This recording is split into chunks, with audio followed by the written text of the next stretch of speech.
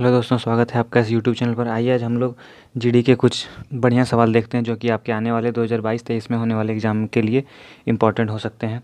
ये जो भी सवाल हैं ये प्रीवियस ईयर में पूछे गए सवाल हैं, तो इसकी अधिक चांस है कि आपके एग्ज़ाम में आ सकते हैं। देखिए पहला सवाल क्या बोल रहा है कि दो संख्याओं का अनुपात 9:5 है। यदि बड़ी संख्या में 8 जोड़ी जाए और छोटी संख्या में 4 घटाई जाए तो बड़ी संख्या छोटी संख्या की दोगुनी हो जाती है। तो देखिए आपको दो अनुपात दिया गया है, एक है 9:5 और इसमें कुछ जोड़ी या घटाई गई है, उसके बाद अनुपात हो गया है। तो यदि छोटी 1 होगी तो बड़ी संख्या कितनी हो जाएगी 2। और क्या बोला गया है देखिए, बड़ी संख्या में 8 जोड़ा गया है, यहाँ 8 जोड़ा गया है और छोटी संख्या में 4 घटाया गया है। तो इस सवाल को आप क्रॉस प्रोडक्ट मेथड से बनाइए, देखिए बहुत आसानी से बनेगा। इसको इससे के साथ गुना कीजिए और इसको इसके साथ। तो देखिए 9 एकम 9 और 5 दूना 10, तो 9 और 10 का अंतर कितना हो गया, 9 और 10 का अंतर हो जाएगा आपका 1।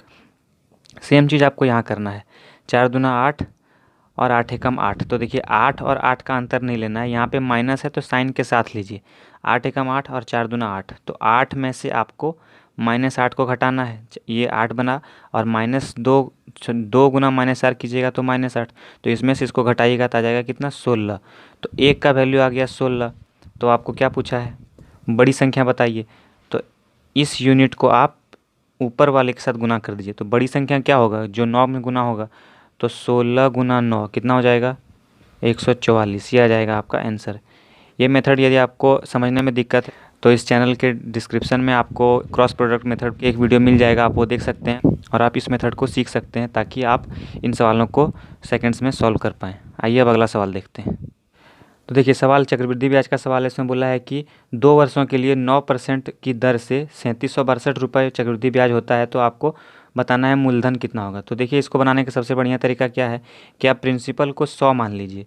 तो देखिए पहला वर्ष ब्याज कितना मिलेगा, 9 मिलेगा। दूसरा वर्ष कितना मिलेगा, 100 पर फिर से 1 मिलेगा 9, और जो एक और ब्याज मिलेगा वो 9 का फिर से 9% मिलेगा, मतलब 9 का 9%। ये कितना हो जाएगा आपका 0.81। तो टोटल कितना हो गया, 9 + 9 18 और यहाँ पे 81, तो 18.81 ये टोटल ब्याज मिला। और इसी का वैल्यू आपको दिया है 3762। तो एक यूनिट का वैल्यू आप निकाल लीजिए। एक यूनिट का वैल्यू कितना होगा, एक यूनिट का वैल्यू होगा 3762 भागा 18.81। तो पॉइंट हटाइए, ऊपर 2 जीरो जाएगा, ये से देखिए 2 बार में कट जाएगा। तो एक यूनिट का वैल्यू आ गया 200। तो आपका प्रिंसिपल कितना है 100 यूनिट, तो 100 यूनिट का वैल्यू कितना आ जाएगा 200 गुना 100, मतलब 2 पर 4 जीरो, ये आपका आंसर आ जाएगा।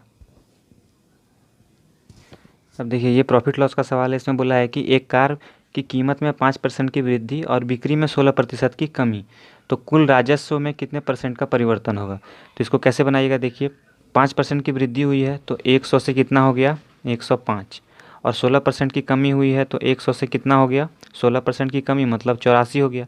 अभी दोनों को गुना कर दीजिए, तो यहाँ कितना हो जाएगा 4 जीरो, और इसको गुना कीजिए 105 गुना 84 जी। गुना करने का तरीका क्या है कि आप 84 को पहले 100 से गुना कीजिए और फिर 84 को आप 5 से गुना कीजिए। तो देखिए ये तो 8400 बन जाएगा, और 84 गुना 5 कीजिएगा 420 बन जाएगा। तो ये कितना हो जाएगा 8820, ये बन गया। आप देखिए इन दोनों का आपको पूछना, अब इसी का आप अंतर ले लीजिए। तो 1 जीरो काट, 1000 से 822 कितना बड़ा है 118, कहाँ से 1000 से, परसेंट में निकालने के लिए 100, तो जीरो कट दीजिए 11.8%, ये आ गया आपका आंसर। देखिए ये HCF LCM का सवाल है। इसमें बोला गया है कि 3 संख्याएं 4, 9 और 13 के अनुपात में है, तो उनका लघुत्तम समापवर्त 2340 है, तो महत्तम समापवर्त मतलब HCF निकालना है। तो आपको एक फार्मूला पता होगा, 3 संख्याओं का अनुपात है A अनुपात B अनुपात C, तो LCM बराबर हो जाता है HCF गुना जो अनुपात दिया है वो। देखिए आप इसको लिख लीजिए।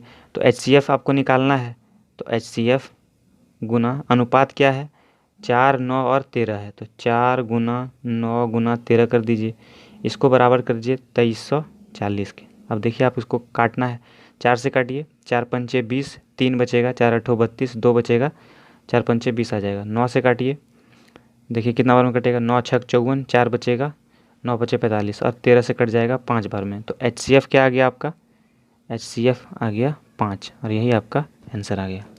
तो देखिए ये एवरेज का सवाल है। इसमें क्या बोला गया है, आपको कुछ संख्याएं दी हैं और x दिया है और उसका औसत 7 है। फिर से 5 संख्याएं हैं, फिर से कुछ संख्याएं और उसका औसत आपको 9 है। तो आपको 2x माइनस 3y का वैल्यू निकालना है।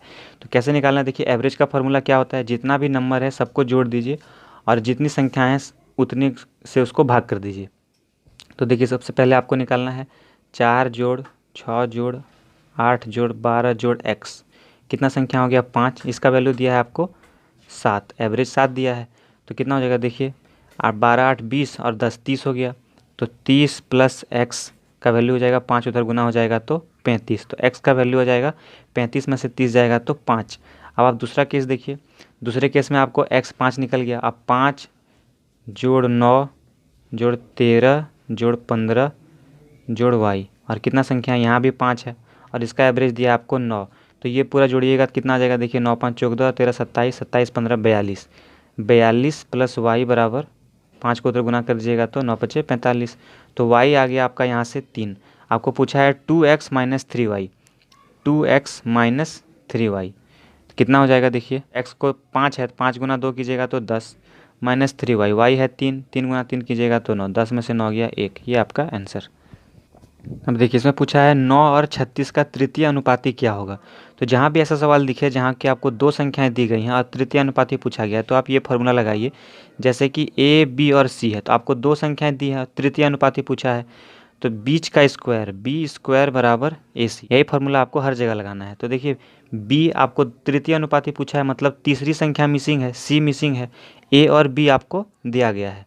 तो a है 9 और b है 36, तो 36 का स्क्वायर बराबर 9 गुना c। आप इसको लिख लीजिए। आप देखिए 36 गुना 36 और 9 इधर गुना इधर आके भागा हो जाएगा बराबर c। तो देखिए 9 चौक 36 और 36 गुना 4 आ जाएगा 144।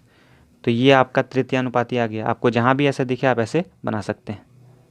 सिंप्लीफिकेशन का सवाल है, इसमें बोला गया है कि देखिए 523 जोड़ 523 गुना 523 भागा 523। सबसे पहले भागा का काम होगा।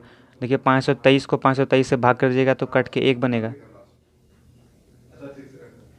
523 गुना 523 भागा 523, देखिए ये कट जाएगा। अब आपको सिर्फ ये बचा 523 जोड़ 523, ये कितना हो जाएगा 1046। तो 1046 आपका आंसर। इस सवाल को बनाने के लिए आपको बोर्ड मास का नियम जानना होगा, मतलब पहले आपको ब्रैकेट का काम करना है। बोर्ड मास, इसमें आपको पहले ब्रैकेट का काम करना होता है, फिर ऑफ मतलब कि का, फिर डिवाइड, फिर मल्टीप्लाई, फिर एडिशन और फिर सब्ट्रैक्शन। देखिए इस सवाल में आपको क्या बोला गया है कि एक वस्तु के अंकित मूल्य पर 20% की छूट देने के बाद इसे 120 रुपये में बेचा जाता है। तो अंकित मूल्य पर 20% का छूट दिया, तो 20% का फ्रैक्शन वैल्यू क्या होता है, 1/5। तो 5 का सामान है उस पर 1 का छूट दिया है, मतलब 4 में बेचा है, और 4 में बेचा है, 4 का वैल्यू है 120। तो देखिए कितना गुना किया होगा, 30 गुना हो गया है। तो 5 का 30 गुना कर दीजिए 150, 150 आ गया आपका MRP, 150 आपका MRP आ गया। अब बोला यदि छूट नहीं दी गई होती तो लाभ 20% होता। देखिए यहाँ पे है MRP और ऊपर में आपका CP होता है। तो देखिए यदि 150 में बेचा है, छूट नहीं दिया गया होगा तो उसको 20% का लाभ होगा, 20% का लाभ होगा। तो 20% का फ्रैक्शन वैल्यू कितना होता है 1/5, मतलब वो 5 का सामान 6 में बेचा है, 5 का सामान 6 में बिका है। तो देखिए 5 का सामान है और 6 में बिका है, तो बेचा है कितना, MRP पर बेचा होगा। तो 6 का वैल्यू है 150, तो कितना गुना हो गया देखिए 25 गुना हो गया। तो 5 का 25 गुना कितना हो जाएगा 125। तो 125 आपका CP आ गया आंसर। एक विमान की गति 120 किलोमीटर प्रति मिनट है, तो मीटर पर सेकंड में यह गति कितनी होगी। तो देखिए 120 किलोमीटर प्रति मिनट है, तो प्रति मिनट को आप मान लीजिए 1 मिनट है। मीटर पर सेकंड में तो 120 किलोमीटर को मीटर में बदलिए तो 120 गुना 1000 हो जाएगा, और पर सेकंड तो मिनट को सेकंड में बदलिए, 1 मिनट में कितना सेकंड होगा 60 सेकंड। अब इसको काट दीजिए 6 दूना 12, तो ये हो जाएगा आपका 2000 मीटर पर सेकंड आंसर।